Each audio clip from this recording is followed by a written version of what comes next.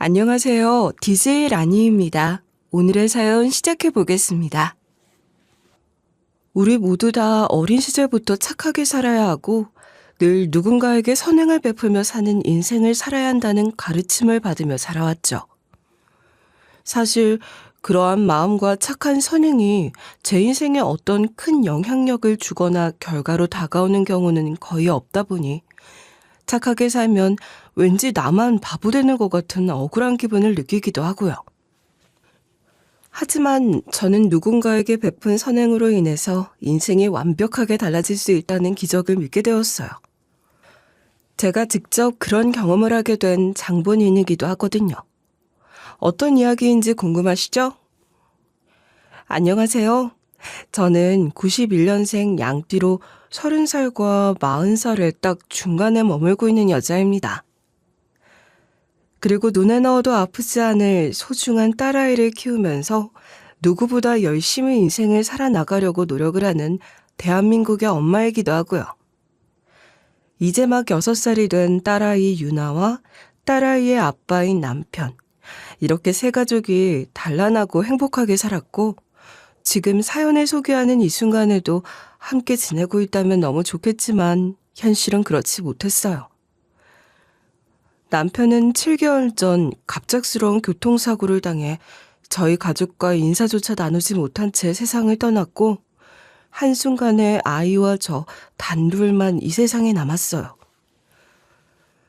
남편이 떠나게 되면서 저는 딸아이를 어떻게 해서든 책임져야 할 가장이 되었고 불행인지 다행인지 남편이 떠나기 전 마련해둔 아파트가 남아있어 우리 두 가족이 살 공간은 남았지만 현실적으로 남편이 모든 경제활동을 다했던 상황에서 덩그러니 남겨진 저와 딸아이는 앞으로 먹고 살 방법이 전혀 없어서 막막했어요. 그래서 공과금도 아끼고 먹는 거 그리고 사는 것 등 생활 전체에서 절약을 하면서 아둥바둥 생활을 하고 있는 상황이에요. 평생 가정주부로 아이만 케어하면서 살아온 저에겐 나름대로 자신이 있고 도전을 해볼 만한 일이 하나 있었는데 그건 바로 5년 전 세상을 떠났지만 저에게 유일하게 남겨주시고 간 엄마표 김치 레시피였어요. 어린 시절 제가 기억하는 엄마는 오직 김치 하나로 동네를 떠들썩하게 할 정도로 유명한 사람이었어요. 물론 저희 엄마 역시 처음부터 김치를 담가서 장사를 하는 그런 사람은 아니었어요. 저희 엄만 제가 아주 어린 시절부터 음식 장사를 하며 생계를 이어오셨는데 아주 작은 골목에서 2사람 정도가 앉으면 딱 맞을 공간에서 김밥집을 운영하셨거든요. 규모를 들으면 그리 큰 식당도 아니라는 걸 쉽게 알 수 있을 정도의 공간이었기 때문에 정말 말 그대로 생계를 위해 시작한 가게였어요. 그곳에서 엄마는 나름대로 단골도 모으고 한자리에서 오래 장사를 한 덕에 인지도도 높이면서 점점 입소문을 타고 있는 상황이었죠.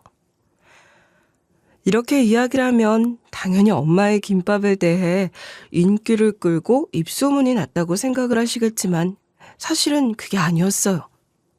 놀랍게도 엄마를 유명하게 만들어주고 엄청난 인기를 끌게 된 것은 엄마가 직접 사서 판매를 하던 김밥이 아니라 김밥을 먹을 때 같이 곁들여 먹도록 제공을 했던 김치였어요. 김밥을 주문하게 되면 김밥만 먹기엔 다소 심심하다는 생각으로 엄마는 직접 드시고 가는 손님을 포함해서 포장을 하시는 손님에게도 꼭 곁들여 먹을 수 있는 김치를 함께 제공하셨어요. 그리고 그 김치는 다른 곳에서 구매를 하지 않고 엄마가 직접 그날그날 담그셔서 손님들에게 제공을 하는 것이었고요. 다들 처음 저희 엄마가 운영을 하시는 김밥집으로 오신 후 김밥을 시키고 함께 나오는 김밥을 먹고 난 후에 단 한 사람도 빠짐없이 김밥 이야기를 하지 않고 가신 분들이 없을 정도로 메인 음식보다 반찬으로 나오는 김치의 인기는 상당히 좋았어요. 어머, 아줌마, 이 김치 너무 맛있어요. 이 김치 어디서 사오시는 거예요? 저도 주문해서 먹고 싶네요. 아휴, 별것 없는 김치인데 맛있다고 해주니 고맙네요. 김치를 어디서 사오겠어요. 그거 그냥 제가 반찬으로 내어드리려고 직접 담근 거예요. 입에 맞으시다니 다행이네요. 더 드시고 싶으시면 말씀하세요. 아줌마, 김치 맛 장난 아니에요. 지금 김밥집 하실 게 아니라 김치 사업 하셔야 되겠는데요? 금방 부자 되실 것 같은데? 이거 김치만 따로 판매 안 하나요? 좀 사가고 싶은데. 남들 다 해먹는 김치가 맛있으면 얼마나 맛있다고요. 그냥 포장해 드릴게요. 드시고 좀 가져가고 또 오셔요. 김밥보다 훨씬 더 자기 주장이 강했던 김치 덕분에 엄마의 작은 김밥집은 한순간에 문전성시를 일으켰고 엄마의 김치를 먹어본 후 반한 손님들은 하나둘씩 몰리기 시작하면서 엄마는 매우 바쁜 나날을 보내게 되었죠. 참 웃긴 건 김밥이 아닌 엄마의 김치로 손님들이 몰리기 시작했고 단골도 생길 정도였어요. 심지어 김밥 배달을 하는 경우에는 배달기사님 역시 엄마에게 김치가 유명하다는 소식을 들었다고 하면서 따로 김치만 주문을 하거나 일부러 김밥을 구매해 갈 정도로 이 지역에서 명물이 되었어요. 저야 어린 시절부터 엄마가 해주신 김치를 먹고 자랐기 때문에 그 김치 맛이 자연스럽게 익숙해진 상황이었어요. 그래서 엄마 김치가 대단하다거나 맛있다는 생각은 하지 못하고 지냈죠. 하지만 이제 와서 생각을 해보니 엄마 김치를 먹고 난 후에는 다른 집이나 음식점 김치를 맛있게 먹어본 기억이 한 번도 없더라고요. 그러니까 저는 이미 고급스러운 엄마의 김치 맛에 익숙해졌던 것이죠.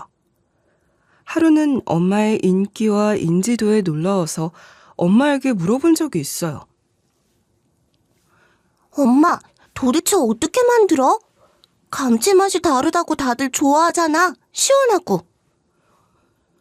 이건 우리 집안 여자들한테만 대대로 내려오는 비법이야. 아무에게도 절대 안 가르쳐줘. 그런데 너는 엄마 딸이니까 때가 되면 너에게도 엄마가 가르쳐줄게. 지금은 맛있게만 먹으렴.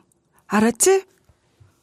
엄마에게 김치는 단순한 반찬 수준이 절대 아니었고 우리의 전통과 얼이 담겨있는 하나의 요리였어요. 그리고 저 또한 그런 엄마의 이야기를 듣고 자랑스러움을 느끼면서 이 레시피를 전수받고자 하는 마음이 있었고요.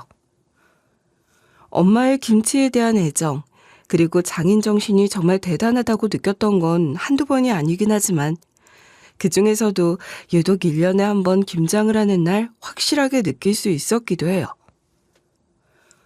엄마의 김치 담그는 실력은 이미 소문이 난 상황이다 보니 우리 집 김장을 하는 날은 정말 많은 사람들이 엄마를 돕고 그 비법을 배우고자 집이 꽉 찰 정도였거든요. 하지만 아무리 와서 엄마가 담그는 모습을 본다고 해도 쉽게 배울 수 없는 부분이었고 늘 중요하고 핵심이 되는 대목에 있어서는 엄마 혼자 준비를 했기 때문에 그 누구도 제대로 된 김치 레시피를 배울 수 없었죠.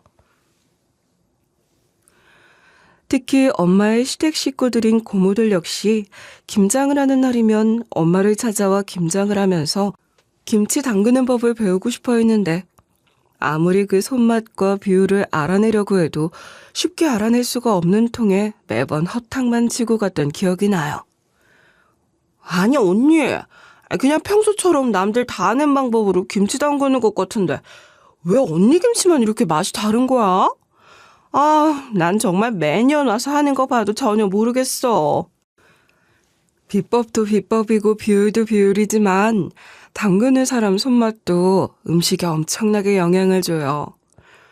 어떤 마음으로 음식을 만드는지에 따라서 그 맛도 완전히 다르고요.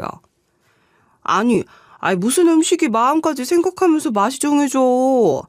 그런 거 말고 분명 레시피 있을 거잖아. 이거 그냥 소금물 절대 아니지. 도대체 뭘 섞어 어떤 비율로 만든 거야? 맛이 완전 달라. 글쎄요. 이거 계량을 해서 한 건 아니고 전부 다 감이죠. 눈대중, 그리고 손맛이라고 해야 하나? 마음을 굳게 하면서 만들어야 맛있는 김치가 된다니까요. 언니는 맨날 알려주면 큰일이라도 나는가 봐. 와서 매번 도와주고 하는데도 절대 안 알려준다니까? 정말? 매번 김장날이 되면 고모들이 찾아와서 엄마의 황금 레시피를 알아내려고 시도를 하고 노력을 기울였지만 엄마는 늘 웃으면서 주제를 돌리며 요리조리 피해가셨고 덕분에 고모들은 평생을 와서 알아내려고 해도 제대로 된 레시피 하나도 건지지 못하고 갈 때가 많았어요. 하지만 그와 반대로 나는 엄마의 딸이고 엄마와 함께 김장을 하는 그 당일 전날부터 김장 준비를 해왔기 때문에 엄마의 손맛과 제대로 된 비법을 그대로 전수받을 수 있었죠.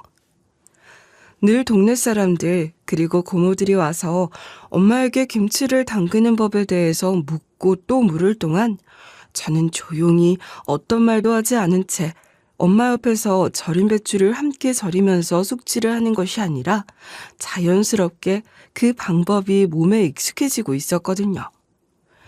요리를 잘하는 고수 옆에 몇 년간 수발을 들면서 요리를 배운단 말이 무엇인지 정확하게 이해가 되는 부분이기도 했어요. 그렇게 저는 누가 가르쳐주지 않아도 이미 엄마의 비법을 다 익혔고 그 손맛까지 함께 전수를 받고 있게 된 것이었죠. 그렇다고 해서 제가 엄마의 김치 비법을 전수받아 김밥집을 운영하고 싶은 건 아니었어요. 엄마 또한 제가 그렇게 살아가길 바라지 않으셨고요. 그래서 학창 시절을 보낸 후 대학 진학을 했고 그렇게 평범한 대학생으로 졸업을 한 후 공무원 준비 시작했어요. 전공이 명확한 직장을 구할 수 있는 것이 아니다 보니 어영부영 대학만 다니던 중 취업을 해야 하는 상황에서 뭘 할지 몰라 망설이다가 도망치듯 선택한 것이 바로 공무원이었거든요. 하지만 이 또한 열정이 넘치는 수험생들 사이에서 그저 피할 목적으로 공부를 하는 제가 두각을 나타낼 린 전혀 없었고 그렇게 계속해서 낙방을 거듭했어요. 그러던 중 제가 당시에 연애를 하고 있던 남자친구의 취업 성공과 동시에 연애 3년 만에 결국 결혼이라는 결정을 하게 되었죠. 제 나이 29이 되던 해 결혼을 했고 1년 후인 30살이 되던 해 사랑스러운 딸 유나를 만나게 되면서 별것 없이 평범한 제 삶이었지만 저는 행복했어요. 하지만 너무 행복했던 우리 가족을 하늘이 샘을 것인지 어느 날 갑자기 출장을 다녀오던 남편은 교통사고가 났고 어떻게 손을 쓸 시간도 없이 그 자리에서 우리 두 모녀만 남겨둔 채 세상을 떠나버리게 되는 사고를 당하게 되었어요. 남편의 갑작스러운 교통사고 소식을 들은 전 다리에 힘이 쫙 풀렸지만 정신을 똑바로 차려야 한다는 생각으로 곧바로 병원으로 달려갔어요. 하지만 제가 도착했을 때 이미 남편은 저와 딸 유나와의 인사도 하지 못한 채 뭐가 그리 급했는지 세상을 떠난 후였어요. 남편을 그렇게 허망하게 보낸 후 저는 마음껏 슬퍼할 틈도 없이 정신없는 하루하루를 보내야 했어요. 남편의 장례식을 치르고 이것저것 남편의 생전 생활을 정리하는 과정을 진행하니 벌써 한 달이나 지나 있더라고요. 이 상황에서 아이 하나만을 위해 정신을 똑바로 차리면서 지냈는데 사실 저 또한 제가 무슨 정신으로 살고 있는지 모르는 순간이 더 많았어요. 산 사람은 살아야 한다는 말이 있듯 막상 남편의 부재로 인해 모든 것을 제가 스스로 해야 하는 상황이 생기자 딸아이를 신경 쓸 틈도 없었던 건 사실이에요. 딸을 위해 정신을 차리고 산다고 해놓고 딸아이를 신경 쓰지 못했다니 참 바보 같은 일이기도 하죠. 그 당시엔 고맙게도 딸아이가 어떤 문제 없이 아빠의 부재를 잘 받아들이며 잘 지내고 있어서 다행이라고 생각만 했어요. 그런데 사실 딸아이의 상태는 모든 것을 좋게 보고 싶어 했던 제 착각이었더라고요. 어느 날 학교를 갔던 딸아이가 어린이집에서 갑작스럽게 쓰러졌다는 전화를 받았고 저는 남편의 트라우마로 인해서 가슴이 철렁 내려앉으면서 신발을 신을 정신도 없이 무작정 어린이집으로 향했어요. 어린이집에 도착을 했을 땐 119 구급차가 도착했고 그 길에 차를 타고 함께 병원으로 갔어요. 단순한 사고 정도라고 생각했던 딸아이의 상태는 놀랍게도 심혈관 쪽 희귀질환 진단으로 이어졌어요. 딸아이가 다른 아이들보다 좀 작고 성장도 느리고 말도 늦게 시작하는 부분들이 있긴 했지만 그렇다고 아이에게 큰 문제가 있다고 생각을 하며 지낸 적은 전혀 없었기 때문에 이런 진단은 저에게 엄청난 죄책감을 안겨줬어요. 아이에게 이렇게 큰 질환이 있을 것이라고는 상상도 하지 못했거든요. 아이의 질환은 심혈관이 매우 좁은 질환이며 그렇기에 늘 주의를 해야 한다고 했어요. 남편의 부재를 메꾼다는 핑계로 아이에게 제대로 신경도 쓰지 못했던 탓에 이런 몹쓸 병에 걸리게 된 건 아닐까 싶은 생각이 들면서 가슴이 무너질 것 같더라고요. 하지만 이런 감정도 잠시 아이의 질환에 대한 치료를 해야 하는 상황과 앞으로 부담해야 할 병원비가 저를 기다리고 있더라고요. 이런 상황에서 어린 나이임에도 불구하고 눈치가 빠삭했던 딸 유나는 저에게 먼저 이야기를 하더라고요. 엄마, 나 아까는 아야 있는데 지금은 하나도 안 아파. 병원 왔는데 오기 전부터 괜찮았어. 아니야. 지금 유나 많이 어지럽고 아픈 거야. 아프면 엄마한테 아프다고 말해도 돼. 엄마가 유나 안 아프게 해줄 거니까 걱정하지 말고. 진짜 안 아파. 그래서 또 병원 안 와도 돼. 이제 겨우 6살인 딸아이가 철이 들어서 엄마가 속이 상할까 아프지 않다고 이야기하는 모습을 보니 가슴이 미어질 듯 아프더라고요. 그 모습을 보니 제가 이렇게 슬퍼하고 힘들어할 때가 아니라고 생각했고 어떻게든 돈을 벌어서 딸아이를 건강하게 키워내야 한다는 생각이 들었어요. 하지만 막상 돈을 벌려고 하니 뭘 해야 할지도 감이 오지 않더라고요. 남편과 결혼 후에는 남편이 모든 생계를 책임졌기 때문에 저는 육아와 집안일에만 전념을 했고 심지어 결혼 전엔 취업 경험도 없고 공무원 준비만 하다가 곧바로 결혼을 해버린 저였기 때문에 막상 경제활동을 시작하려고 하니 모든 것들이 다 막막하고 어디서부터 시작을 해야 할지 감도 오지 않더라고요. 그러던 중 저에게 동화줄처럼 다가온 것이 바로 고모의 제안이었어요. 고모들은 제가 남편을 잃고 난 후 어떻게 지내는지 물을 겸 연락을 하시고 집으로 찾아오셨고 그렇게 찾아오신 상황에서 저에게 매우 솔깃할 만한 제안을 해주셨어요. 고모는 남편의 빈자리가 클 것이라고 저를 위로하며 약 1달간 시간만 나면 저에게 와서 위로를 해주고 유나를 봐주기도 하면서 지냈어요. 그리고 조심스럽게 저에게 제안을 하나 했죠. 아유, 이렇게 젊은 나이에 남편이 먼저 가서 어떻게 하니? 당장 유나도 아프고 얼른 네가 일어서서 애도 제대로 챙겨야지. 그러니까요. 제가 얼른 돈도 벌고 해서 우리 유나 남부럽지 않게 키워야죠. 그래서 말인데 너 먹고 살기도 힘들고 막상 해본 것도 없어서 막막하잖아? 쉽지도 않고 근데 애는 키워야 하고 내가 생각을 해봤는데 말이야. 네 엄마 김치 레시피로 고물 한 가지 사업 한번 해보면 어떻겠니? 엄마 김치로요? 엄마 김치는 그냥 김치인데 그걸로 뭐 사업이 되긴 할까요? 네 엄마 김치 동네에서 유명했잖니. 그리고 나는 못 따라해도 너는 딸이라서 그 레시피 다 알고 손맛도 있고 혼자서 하기엔 막막하기도 하고 그러니까 같이 해보는 게 어떻겠냐 이거지. 사실 제가 제일 잘하는 게 그거긴 한데 막상 시도하려니 쉽지가 않기도 한데. 그래, 내가 네 맘 딱 알고 먼저 이렇게 이야기하자니.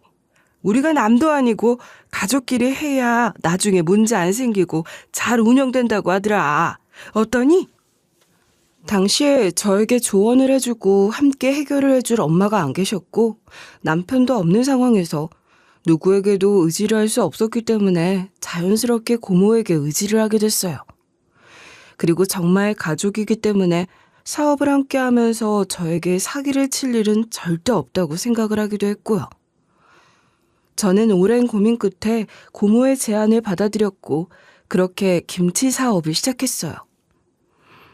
당연한 이야기겠지만 엄마의 김치 레시피로 만든 김치 사업은 정말 하루가 다르게 잘 됐어요. 처음엔 작은 가게로 시작했지만 점점 전국적으로 소문이 나기 시작했고 택배로 배송까지 하게 되면서 규모는 날로 커지게 됐죠. 진작 왜 하지 않았을까 싶은 마음이 들 정도로 잘 되기 시작하니까 저 또한 기분이 좋더라고요.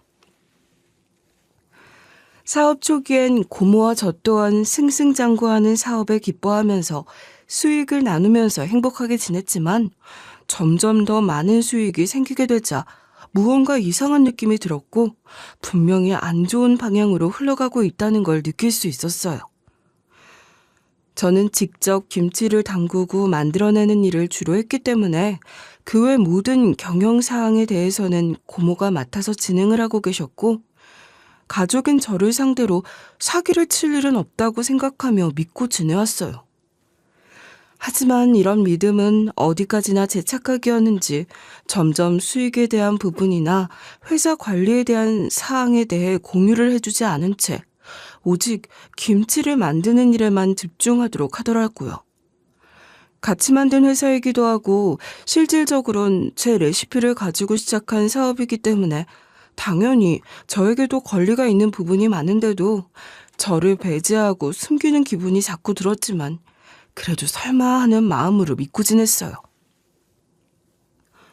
분명히 처음 사업을 시작할 당시만 해도 고모와 저 단둘이서 공동대표로 등록을 해두었던 사업이었는데 장사가 워낙 잘 되자 상황을 좀 더 안정적으로 만들어야 한다는 이유를 대며 고모들의 가족들을 하나둘 회사로 불러들이기 시작했고 그 상황마다 저에겐 마치 상황을 무마하듯 한 이야기를 할 뿐 어떤 동의도 구하지 않았어요. 고모부, 갑자기 여기까지 무슨 일이세요? 고모 뵈러 오신 거예요? 세연아, 고모한테 얘기 못 들었니? 오늘부터 관리이사로 일하기로 했는데 가족 사업이잖아. 내가 도와야지. 네? 저는 그런 이야기를 고모한테 들어보지 못했는데. 잠시만요, 고모. 당신 왔어? 저기가 당신 자리야. 앞으로는 저기서 사람들 관리하고 공장 돌아가는 거 총괄해서 보면 돼. 세연아, 오늘부터 고모부도 같이 일하실 거야. 네, 고모부에게 들었어요. 그런데 갑자기 결정하신 거예요? 저에게 그런 말씀 없으셨잖아요. 아니 너는 김치 품질 유지하고 만드는데 바쁘잖아. 네가 아무것도 신경 쓰지 않고 일하게 하려고 하니 나 혼자선 워낙 힘들어야지. 그래서 가족들이 같이 하는 게 좋다고 생각해서 내가 네 고모부한테 와서 일해달라고 했어. 너는 아무 신경도 쓰지 마. 그냥 우리 가족들 다 잘 되려고 하는 거니까 걱정 말고. 그래요? 그럼 그냥 일만 도와주시는 거죠? 그럼 서류상으로 지분 있고 그런 거 절대 아니니까 너무 걱정하지 마. 얼른 연구실 가서 김치 연구해. 나머진 다 알아서 할게. 알았지? 제 의견은 묻지도 않고 저에게 이야기도 하지 않은 채 갑자기 바빠진 회사로 고모부를 총괄 이사로 임명해 일을 시작하게 하더니 시간이 흐르니 고모의 아들 그리고 딸까지 공장으로 와서 회사 운영에 관여를 하고 있더라고요. 이런 상황이 어리둥절하고 뭔가 잘못되고 있다는 걸 느끼긴 했지만 고모는 끊임없이 우리 모두 다 잘 되려고 하는 일이고 어차피 일손도 모자라잖아. 가족이 해주면 좋지 안 그러니? 라는 말을 하며 가볍게 넘겼어요. 사실 저 역시 고모 가족들이라면 제 가족이라고 생각할 수도 있었기 때문에 조금은 의아하고 당황스러운 감이 없지 않아 있지만 그래도 큰 문제가 되진 않겠거니 하는 마음으로 고모 가족들을 믿고 사업 운영을 계속해 나갔죠. 그렇게 고모와 함께 시작한 엄마표 레시피의 김치 사업은 정말 하루하루가 달라질 만큼 잘 되었어요. 자연스럽게 일은 더 많아지고 바빠졌고요. 일이 많고 바빠지는 상황이 되면 당연히 그에 따른 수익 또한 상당히 많아져야 하는 게 당연한데 이상하게 일은 일대로 하고 있는 상황에서 저에게 주어지는 돈은 똑같다가 심지어는 점점 그 금액도 줄어들더라고요. 경영에 대해선 전혀 터치도 하지 않으면서 지내다 보니 그냥 그러려니 하며 싫은 소리 하고 싶지 않아 넘기는 날들이 많았는데 별 이야기라지 않으니 점점 상황은 더 안 좋아지는 것 같아서 큰맘 먹고 고모에게 이야기를 꺼냈어요. 고모, 우리 김치 발주는 하루가 다르게 늘어서 공장 가동은 엄청나게 돌아가는데 왜 들어오는 수익은 점점 더 적어지는 것 같죠? 무슨 일 있나요? 어머, 너 지금 고모 의심하는 거니? 잘 돌아가고 있는데 처음 공장 만들고 뭐하고 하면서 빚도 좀 진 게 있잖아. 그거 다 갖고 뭐고 하니까 수익은 나도 줄 돈이 적어지는 거야. 경영은 내가 다 알아서 하고 있는데 고모 못 믿고 물어보니? 그래도 어떻게 돌아가는지는 이야기해 주셨으면요. 저도 대표잖아요. 그래? 알았다. 그래도 이렇게 말해주니 꼭 내가 못 빼돌린 것 같고 기분은 별로네. 고모와의 짧은 대화 속에서 예전 같지 않다는 느낌을 받긴 했지만 그래도 그 후로 별다른 문제가 없을 것이라고 생각했어요. 하지만 이건 어디까지나 제 착각이었고 그 후부터는 고모는 대놓고 저를 배제하고 저에게 남길 수익금은 날로 줄이더니 결국엔 저 모르게 김치 레시피 특허를 내놓아 저를 쫓아내더라고요. 너무 황당한 마음에 어떻게 이럴 수 있냐고 따지며 상황을 설명해 줄 것을 요구했지만 고모는 저를 비웃으며 이야기하더라고요. 어차피 이제 네 김치 레시피는 특허까지 등록한 내 자산이야. 네가 아무리 항의를 해도 너 없이 충분히 운영할 수 있어. 법적으로 대응해도 우리가 걸리는 거 하나도 없다는 얘기야. 그러니까 이 돈이라도 주고 나가 떨어지라고 할 때 조용히 나가. 다른 사람도 아닌 고모였고 믿고 의지를 했던 가족이라고 생각했기 때문에 한순간에 제 뒤통수를 친 고모가 믿어지지 않더라고요. 하지만 이미 또다시 개털이 되어서 길바닥에 나앉게 된 저를 본 순간 현실 자각을 하게 됐고 그렇게 고모의 계략으로 고모 가족들에게 소중한 엄마의 레시피도 뺏긴 채 또다시 딸아이를 먹여 살려야 할 고민을 하는 처량한 신세가 되었어요. 그렇게 남편도 없이 아픈 아이를 잘 키워내고 싶은 마음으로 시작했던 고모와의 김치 사업은 엄청난 배신으로 얻는 것 하나 없이 끝이 나게 되니 이제는 정말 제 눈에 뵈는 건 하나도 없어지더라고요. 고모에 대한 원망을 할 시간도 없이 일단은 어떻게든 애를 키워낼 수 있도록 돈을 벌어야 했고 배운 것도 없고 잘할 줄 아는 것도 없던 저는 결국 이것저것 닥치는 대로 일을 구해보려고 했어요. 그러던 중 우연하게 대기업 구내식당에서 보조조리원을 구한다는 공고를 받고 다행히 곧바로 취업에 성공을 하게 됐어요. 다른 건 몰라도 제가 엄마를 닮아서 손맛은 여전히 좋고 고모들도 레시피 외의 손맛은 뺏을 수 없었기 때문에 제가 이곳에서 제대로 일을 하고 돌아가는 시스템을 배워 꼭 나중에 내 가게를 새로 운영하겠다는 마음으로 입사를 준비했어요. 출근 전날 5년 전 세상을 떠난 엄마가 저에게 준 김치 레시피를 만지면서 눈물을 흘렸어요. 엄마, 내가 바보같이 엄마 레시피를 고모한테 뺏겼어. 그런데 걱정하지 마. 내가 꼭 다시 되찾을 수 있게 노력할게. 엄마, 나 괜찮아. 진짜 잘 살아볼게. 엄마를 닮아서 손맛도 야무진 내가 꼭 어떻게 일어나는지 보여줄게. 당신도 같이 지켜봐줘, 여보. 두 사람은 유일하게 저를 믿어준 사람이고 의지를 할 수 있는 사람들이라고 생각을 했기 때문에 옆에는 없지만 저를 지켜주는 사람들이라 생각하며 마음을 다잡고 다짐을 했어요. 이미 고모에게 엄마가 남겨준 소중한 레시피를 잃었고 그렇기에 그걸 이용해 돈을 버는 건 못하게 되었다고 하더라도 엄마가 저에게만 남겨준 손맛으로 음식을 만들어내는 건 여전히 자신이 있었기 때문에 이렇게라도 제 실력을 뽐내고 잘 살아봐야겠다는 생각을 했어요. 그렇게 출근을 한 첫날 제가 준비를 해야 할 식단에서 가장 눈에 띈 것은 단연 겉절이었어요. 한국 사람이라면 반드시 김치가 들어가는 음식을 먹는 것이 당연했기에 겉절이라는 김치가 포함되는 건 당연했죠. 저는 가만히 주방에서 음식 준비라며 보조를 하라는 대로 하던 중 조심스럽게 주방장에게 제안을 하나 했어요. 혹시 너무 바쁘면 괜찮으시다면 제가 오늘 겉절이 한번 샘플로 만들어서 맛보여드려도 될까요? 소연 씨가요? 오늘 첫 출근 아닌가? 원래 보조는 음식 못하고 보조만 해야 해요. 음식 만드는 건 좀 더 승진해야 가능한 건데. 아, 그런가요? 제가 사회생활은 처음이라 몰랐어요. 주제넘게 이야기 드려서 죄송합니다. 아이, 주방장님, 지금 그런 거 따질 정도로 한가하지가 않아요.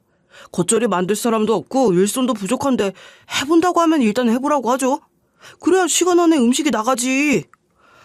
아, 그렇긴 한데 서연 씨, 그러면 제대로 한번 만들어 볼 수 있겠어요? 일단 샘플만 먼저 만들어 주세요. 그러고 판단할 테니까. 이런 게 흔하지 않은데 오늘 운 좋은 거예요. 일손이 부족하고 정신없이 흘러가는 주방 탓에 한 조리원의 도움으로 제가 김치를 직접 담가볼 수 있는 기회를 얻게 되었고, 저는 그 기회를 놓치지 않고 얼른 잘 만들어 보겠다고 이야기하며 샘플 정도의 겉절이를 담갔어요. 그리고 모든 조리원들이 시식을 해봤어요. 저는 혹시라도 안 좋은 반응이 있을까 눈치를 보며 그분들 눈치를 봤죠. 하지만 제 김치를 별 기대하지 않은 채 먹던 모든 사람들은 눈이 휘둥그레졌고, 주방장님 역시 별 기대를 하지 않은 채 맛을 보더니 놀란 눈으로 저를 쳐다보며 이야기하더라고요. 뭐야, 엄청 맛있네? 소연 씨, 지금 이거 대량으로 만들어 볼 수 있겠어요? 네, 대량으로 만들어 본 경험이 있어서 할 수 있어요. 맡겨만 주세요. 그러면 소연 씨가 김치 맡아서 하는 걸로 하고 다른 사람들은 김치 신경 쓰지 말고 다른 음식 나오는 데 집중해 주세요. 희망과도 같은 주방장님의 허락이 떨어지는 즉시 저는 겉절이를 대량으로 만들었고, 그날 점심 제가 만든 겉절이는 순식간에 완판이 되었어요. 그리고 구내식당 김치가 너무 맛있다는 소문이 돌게 되면서 다음 날부터 사람들은 그 김치를 먹고 싶은 마음으로 식당을 찾아오시게 되더라고요. 이렇게 되자 주방장님은 입사 2일차인 저에게 김치 담당을 맡겨주셨고, 덕분에 저는 좀 더 높은 월급을 받으면서 일을 할 수 있게 되었어요. 제 김치가 입소문을 타서 다른 회사 사람들도 맛을 보러 올 정도로 맛집이 되었고, 이런 소문은 결국 기업 회장님의 귀에까지 들어가게 되었던 것 같더라고요. 평소와 다를 바 없던 어느 날 주방장님은 중요한 사항을 안내해야 한다면서 조리원들 모두를 불러 모아 이야기를 했는데, 다음 날 회장님, 상무, 그리고 이사급 임원이 구내식당으로 점심을 먹으러 온다는 공지였어요.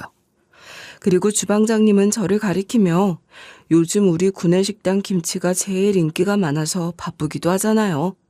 회장님도 그 소식 듣고 한번 먹어보러 오시는 눈치기도 하니까 이번엔 좀 더 신경을 써서 자신 있는 김치로 만들어 보세요. 라고 지시를 내리셨어요. 저 또한 무려 회장님이 제가 만든 김치가 궁금해 구내식당까지 방문을 한다고 하니 뭔가 설레이기도 하고 긴장이 되기도 했지만, 이 기회에 제대로 된 엄마의 레시피 김치를 이용해서 정성스럽게 만들어 봐야겠다고 생각했어요. 그리고 드디어 당일 회장님과 상무, 이하급들의 임원들이 정말 구내식당으로 식사를 하고자 방문을 했고, 회장님은 조리원들에게 인사를 하며 이야기를 하셨어요. 제가 조리원들 불편하게 온 건 아니겠죠? 우리 회사 구내식당이 김치 맛집이란 소문이 났더군요. 저도 김치를 너무 좋아해서 궁금해서 참을 수가 있어야죠. 오죽하면 외부 미팅을 하러 온 분들도 꼭 한번 먹고 간다고 하더라고요. 소문이 여기까지 들리니 우리 임원진들도 먹어보고 싶어서 왔습니다. 괜찮죠? 회장님의 이야기를 들으니 제 김치에 대해 기대를 잔뜩 하고 오신 것 같아서 꽤 긴장이 되긴 하더라고요. 제가 만든 김치를 맛보러 오신 것이지만 제가 직접 소개를 할 일은 아니었기 때문에 김치를 만들어 내어드린 후 저는 저녁 식사를 준비하기 위해서 주방에서 열심히 준비를 하고 있었어요. 그러던 중 갑작스럽게 주방장님이 저를 불렀고 저는 급하게 주방 밖으로 나갔어요. 주방장님, 저 부르셨어요? 무슨 일로? 회장님께서 소연 씨를 궁금하다고 하셔서 불렀어요. 회장님, 이분이 김치를 담그신 김소연 씨입니다. 저를 보자마자 회장님은 손이 떨리는 모습으로 제가 만든 김치를 다시 먹어보고 김치를 집어들어 보시더니 제가 오자마자 저를 바라보며 이야기를 시작하셨어요. 저기, 혹시 아줌마, 이 김치 누가 알려준 건가? 아니면 직접 담근 건가? 제가 직접 담근 김치는 맞지만 김치 레시피는 저희 어머니 것을 조금 변형했어요. 5년 전 돌아가시긴 했지만 그 전까지는 이 김치 하나로 정말 맛있는 음식을 많이 만들어주셨던 분이에요. 어머니. 그럼 혹시 실례가 되지 않는다면 어머님 조남이 어떻게 되시는지 물어도 될까요? 저희 어머니요? 윤영자 숙자이십니다. 생전 처음 뵌 회장님께서 저희 엄마의 이름을 물어보시는 것이 조금 의아하긴 했지만 회장님의 물음에 저희 엄마의 이름을 이야기해드렸고 그 이름을 듣자마자 회장님은 눈을 크게 뜨시더니 바닥에 무릎을 꿇은 듯 온몸을 숙이며 저에게 다가와 손을 잡고는 몸을 숙이셨어요. 마치 큰 절을 올리듯 인사를 하는 것처럼요. 너무 당황스러운 회장님의 행동에 오히려 제가 더 놀랐고 고꾸라지듯 절을 하시려는 회장님을 저지하면서 말을 했어요. 회장님, 왜 이러세요? 내가 정말 당신의 어머니를 30년간 찾아다녔어요. 우리 어머니의 유일한 친구이자 제 목숨까지 살려준 것이나 다름이 없는 그분의 김치 맛을 보고 단번에 알았습니다. 죽기 전까진 절대 찾지 못하는구나 포기를 했는데 감사하게도 이렇게 만나게 되다니. 네? 회장님, 지금 무슨 말씀을 하시는 건지. 제가 다 설명해 드리겠습니다. 지금 여기서 할 이야기는 아니고 내 방으로 와서 이야기하죠. 저도 궁금한 것이 많기도 하고요. 회장님은 저에게 해줄 이야기가 많다고 하면서 주방장에게 양해를 구한 후 그대로 회장실로 데리고 갔고 그곳에서 저는 회장님의 이야기를 들으며 인연의 소중함과 음식이 주는 엄청난 힘과 의미에 대해 다시 한번 깨닫게 되는 계기가 되었어요. 회장님은 모든 이야기를 해주기 앞서 회장님의 어린 시절 이야기부터 시작을 하셨어요. 회장님의 어린 시절은 지금과는 완전 다른 상태로 부유하지도 못했고 가난한 집에서 팔남매를 혼자 키워내는 엄마는 늘 힘들었기 때문에 아이들에게 하루 한 끼를 배불리 먹이는 일 또한 힘든 일이었다고 하셨어요. 말 그대로 사는 게 전쟁과도 같은 시기였다고 표현하셨거든요. 회장님의 아버지는 일찍 세상을 떠나신 상황이었고 회장님의 어머니 혼자 팔남매라는 형제들을 먹여 살려야 하는 상황에서 딱히 큰 돈을 벌 수 있는 방법도 없었던 어머니가 할 수 있는 건 밭이나 들에서 딴 나무를 팔면서 그날 하루 한 끼를 해결하는 그런 시절을 보내셨다고 하더라고요. 자식들은 너무 많았고 돈을 벌어서 먹여 살려야 하는 사람은 어머니 혼자이다 보니 자연스럽게 어머니는 모든 아이들을 제대로 키워내고 먹일 능력이 턱없이 부족하다고 하시더라고요. 게다가 자식들을 먹이고 입히느라 정작 회장님의 어머니는 제대로 먹지도 못하고 밤낮 없이 일을 해대는 통에 지금아 생각을 해보면 분명한 영양실조 직전의 상태로 지내시곤 했지만 그럼에도 불구하고 어머니가 드실 음식은 없었다고 했어요. 당시 큰 아들이었던 회장님은 그런 어머니가 걱정스러워 어머니가 나무를 팔러 나가는 장에 자주 따라 나가셨는데 그 이유는 장에 나갔던 어머니가 혹시라도 쓰러져 집으로 돌아오지 못하게 될까 하는 두려움 때문이었다고 하더라고요. 그리고 그때 저희 엄마와 외할머니를 만나게 되셨다고 했어요. 저희 외할머니 역시 엄마가 어린 시절에도 저희 집 대대로 내려오는 김치를 판매하시면서 생계를 유지하셨는데 유독 마르고 약한 회장님의 어머니와 참 친하게 지내셨다고 했어요. 회장님 어머니가 늘 식사를 거르면서 돈을 벌려고 악착같이 일하시는 모습을 누구보다 안쓰러워하셨고 어느 날 갑자기 더위 속에서 일을 하다가 쓰러진 회장님 어머니를 발견하고 고민도 하지 않은 채 외할머니는 회장님의 어머니를 즉시 의원으로 데리고 가 돌봐주면서 정말 큰 도움을 받으셨다고 했어요. 젊은 사람이 8이나 되는 애들 먹이느라 정작 자기는 피죽 하나도 못 얻어먹고 버티면서 사니 얼마나 힘들어. 엄마가 건강해야 애들도 사는 거야. 애들 못 먹을까 걱정이면 시장 나와서 나랑 있을 때만이라도 같이 먹어. 별건 없지만 같이 먹고 같이 살자고, 응? 외할머니는 회장님의 어머니에게 판매를 하는 김치와 점심을 먹으러 싸온 밥을 선뜻 내어주며 함께 식사를 해주셨고 일회성으로 끝나는 것이 아니라 매번 함께 장사를 할 때마다 그렇게 회장님의 어머니를 도와주시고 챙겨주셨다고 했어요. 회장님 역시 엄마를 따라 나설 때마다 외할머니와 엄마와 함께 김치에 밥을 먹곤 했는데 그때 그 소중한 김치와 밥을 나눠주던 것은 회장님과 회장님의 어머니를 살려준 생명의 은인이나 다름없다고 말씀하셨어요. 외할머니의 김치 그리고 대대로 내려온 엄마의 김치는 결국 단순한 요리가 아니라 누군가에게는 생명을 살린 보약이었고 감사함과 추억이었다는 걸 깨닫게 되니 뭔가 마음이 뭉클한 기분이 들기도 하면서 그 소중한 레시피를 잃어버리고 뺏긴 저 자신에 대한 원망과 미움이 올라오기도 하더라고요. 그 덕분에 제가 지금 이 자리까지 올라와서 성공할 수 있게 되었는데 그 외에 애타게 찾아도 그 맛을 찾을 수가 없더군요. 그런데 거짓말처럼 등장 밑이 어두운 구내식당에 계시다니 너무 감사하고 드디어 그 은혜를 갚을 수 있게 된다니 벅차네요. 제가 아니라 저희 외할머니 그리고 엄마의 선행으로 인해 이렇게 저에게까지 과분한 칭찬과 감사를 해주시니 너무 감사합니다. 하지만 제가 한 선행은 아니기 때문에 그 은혜를 제가 받는다는 건 좀 아닌 것 같아요. 전혀 상관이 없다뇨. 저는 알게 모르게 또다시 그분들의 자제분인 소연 씨에게 도움을 받고 있었는걸요. 구내식당 매출이 상당히 올랐습니다.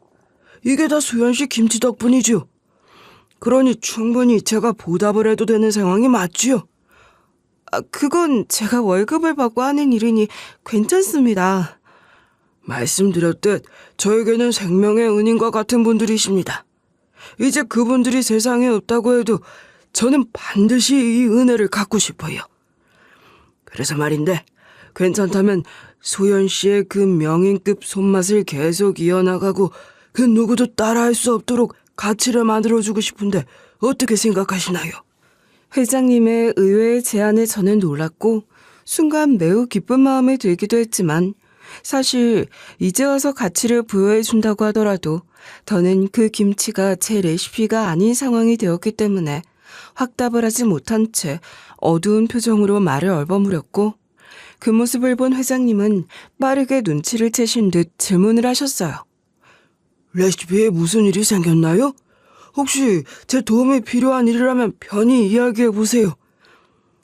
그게 아니라 사실 남편이 몇 달 전 세상을 떠나고 고모들과 함께 김치 사업을 했다가 레시피 특허를 뺏긴 채 쫓겨났어요. 그래서 제 손맛은 남아있을지 몰라도 더는 그 레시피를 가치 있게 저만의 브랜드로 만들 수 없게 됐습니다. 회장님에게도 소중한 레시피였을 텐데 제가 망친 것 같아 죄송합니다. 그 김치는 예술이고 전통이고 역사예요. 분명합니다. 그리고 그 김치를 극대화할 수 있는 건 오직 명인급 손맛을 가진 소연 씨뿐입니다. 이야기를 들으니 고모님이란 분이 정당하고 합법적인 방법으로 레시피를 가져간 건 아닌 듯하네요. 제가 도와드릴 수 있는 일이 있는 것 같군요. 회장님은 제 이야기를 모두 다 들으신 후 분명히 가치가 있는 레시피에 대해 지켜나가야 한다는 이야기를 강력하게 하시면서 레시피를 뺏긴 저보다 훨씬 더 화를 내며 이입을 하셨어요. 그러고는 회장님이 은혜를 갚을 방법은 따로 있었다는 것 같다는 이야기를 하며 뺏긴 특허와 그동안의 수익에 대한 사항에 대해 제대로 된 대응을 할 수 있도록 도와주겠다고 하셨어요. 제가 그 레시피 다시 되돌려드리도록 하겠습니다. 저만 믿으세요. 회장님이 하는 말을 듣고는 있었지만 사실 저는 그 말이 무엇을 의미하는지 몰랐어요. 하지만 지금 당장 제가 도움을 구할 곳도 기댈 곳도 없는 상황에서 엄마의 레시피를 되찾아준다고 말을 하는 회장님의 말은 저에게 동화줄같이 느껴졌고 염치가 없지만 도움을 받아 엄마의 레시피를 다시 돌려받고 싶었어요.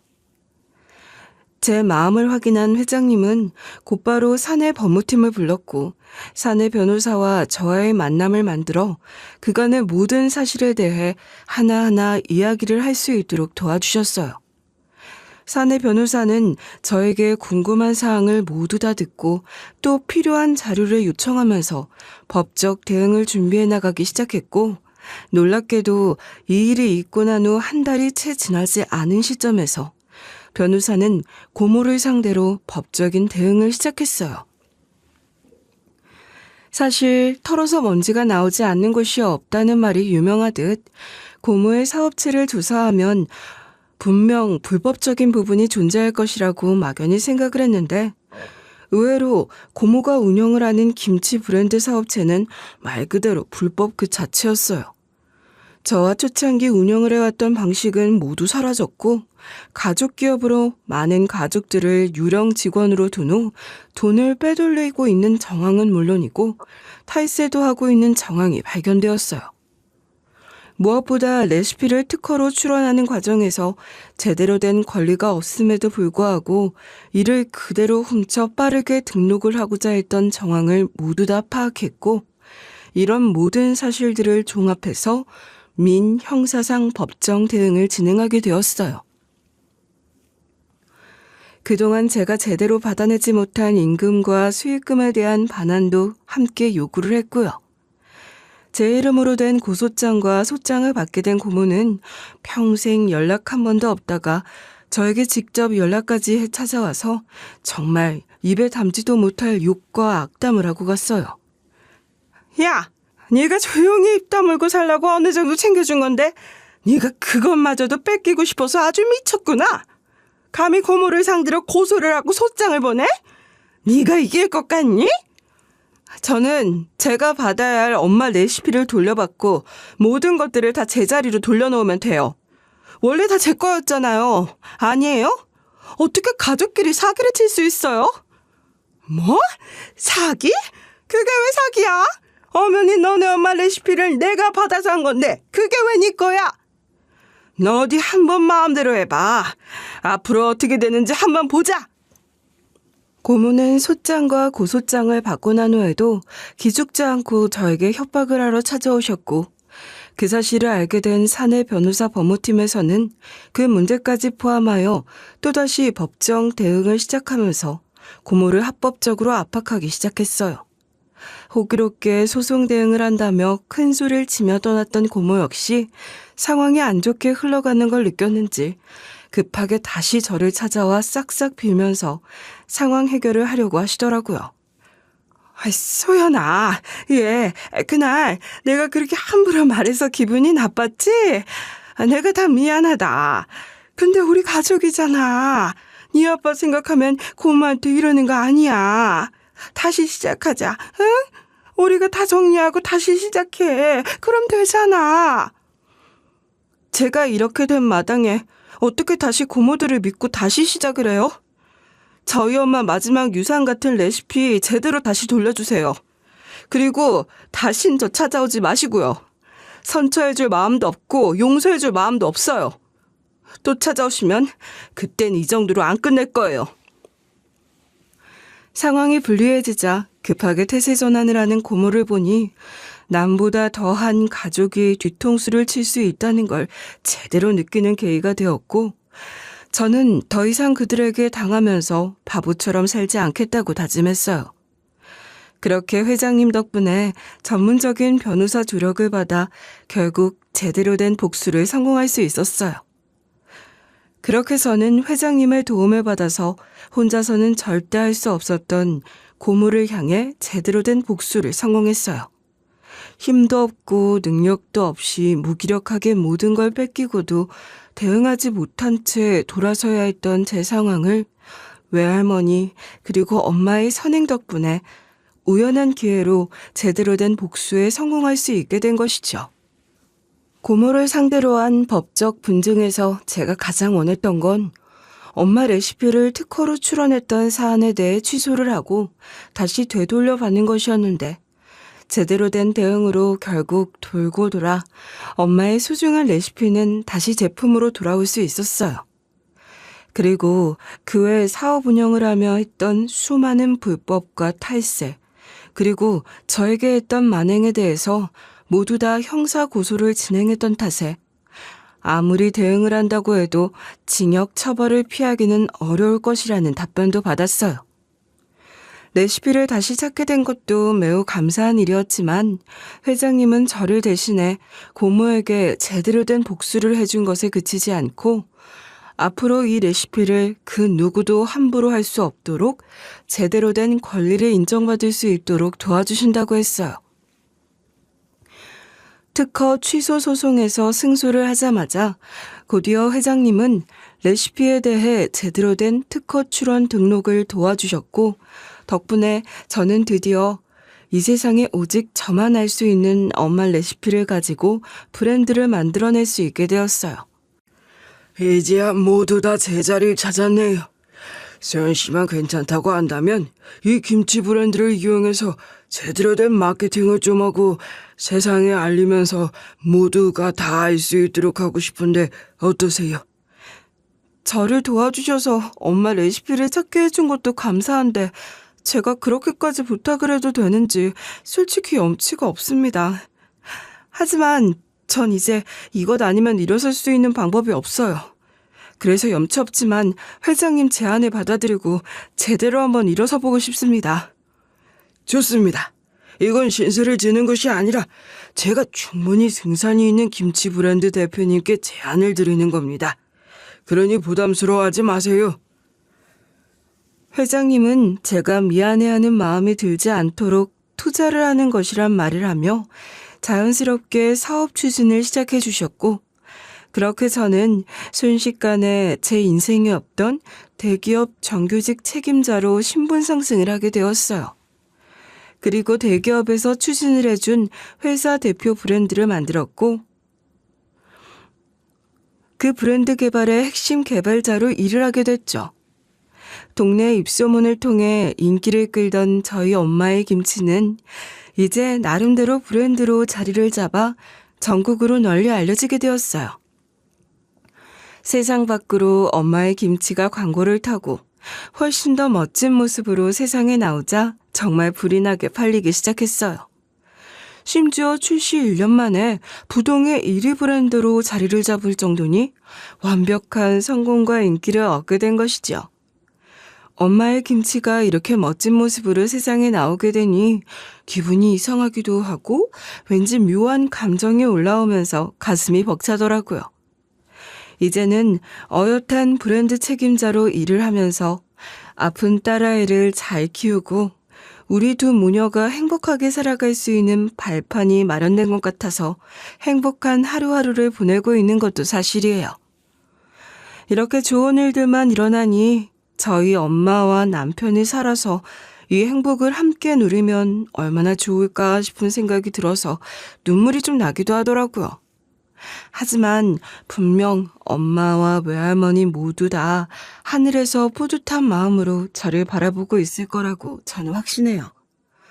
그분들의 선행과 따뜻한 마음이 결국 저에게 행운을 가져다 준 건 당연했고 그 덕분에 세상에 단둘이 남은 딸 유나와 제가 고생을 하지 않고 살게 된 건 사실이니까요. 저 또한 이런 선행이 언젠가는 분명하게 영향을 미칠 것이라는 걸 직접 경험을 한 사람으로서 앞으로 제 딸 유나가 저를 대신해 행운을 받을 수 있도록 하기 위해 누구보다 열심히 그리고 어려운 사람들을 도우면서 살아가려고 해요.